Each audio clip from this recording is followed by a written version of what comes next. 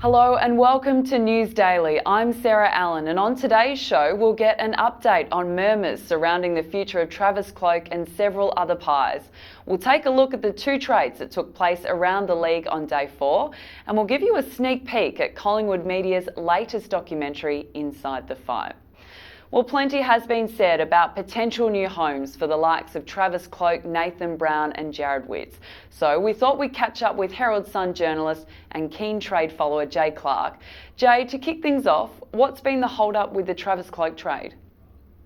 Hi Sarah, well there hasn't been much progress on the Travis Cloke deal over the first couple of days of the trade period, and that's because there's basically a bit of a standoff. Collingwood want a pick that has some points to nab those father-sons, Josh Dacos and Callum Brown, whereas the Bulldogs are playing a game of hardball and they only want to give a pick in the 70s, which carries no picks. So, look, I think the two clubs will work it out. There might be a bit of a shuffle of picks, but it's not going to be a high selection for Travis Cloke. In fact, I think essentially it's going to be a pick in the 60s or 70s for the full forward. So it should be done soon, maybe a couple of days away. We've frequently been linked to HoskinElliott. Can you tell us a little bit about the young giant and what sort of deal will get him to the Holden Centre?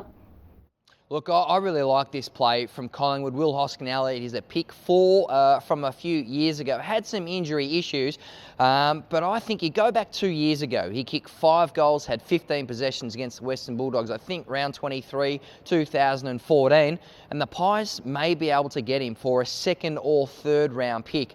Now, if Derek Hine can nab this man, he's a line-breaking win for a third-round selection, then I think that represents a very good value. He's a player with really high upside, hasn't achieved the consistency in his game just yet, but as I said, a second or third-round pick would be a pretty good get from the Pies. We've had 2 players come in, but we haven't had any leave the Holden Centre as yet. What's the status on players such as Nathan Brown, Jack Frost, Marley Williams and Jared Witts? Look, Nathan Brown's future is really up in the air. There was an offer tabled from Collingwood for about 3 months, but he held off on signing amid some interest from North Melbourne.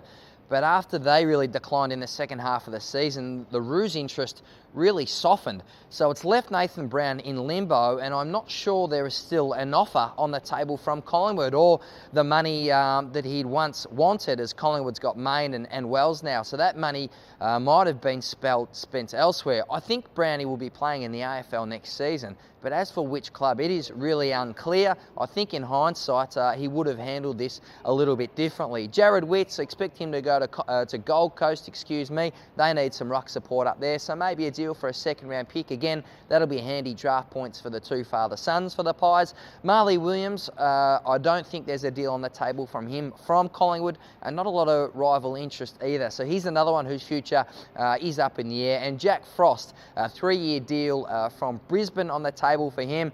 You got to take that, Jack. That is a good deal for you, mate. Wasn't able to cement his spot in that Collingwood backline, as we know, throughout this season. So a chance for him up there at the Lions.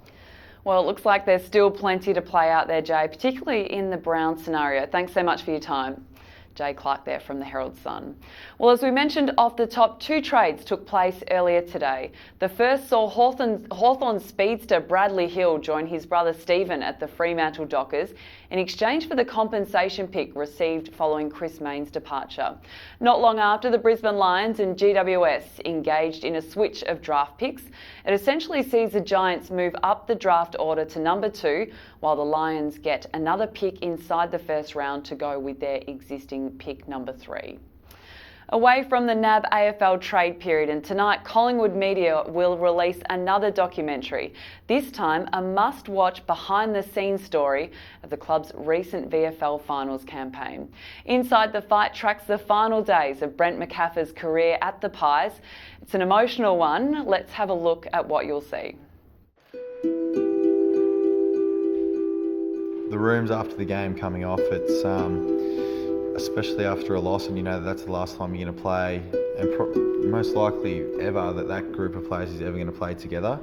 It's pretty surreal, and I guess everyone's thinking about it, knowing that there's guys in the rooms that aren't going to be here next year, and we've worked so hard to get to a prelim. We've missed out on the opportunity to go one step further, get to a grand final.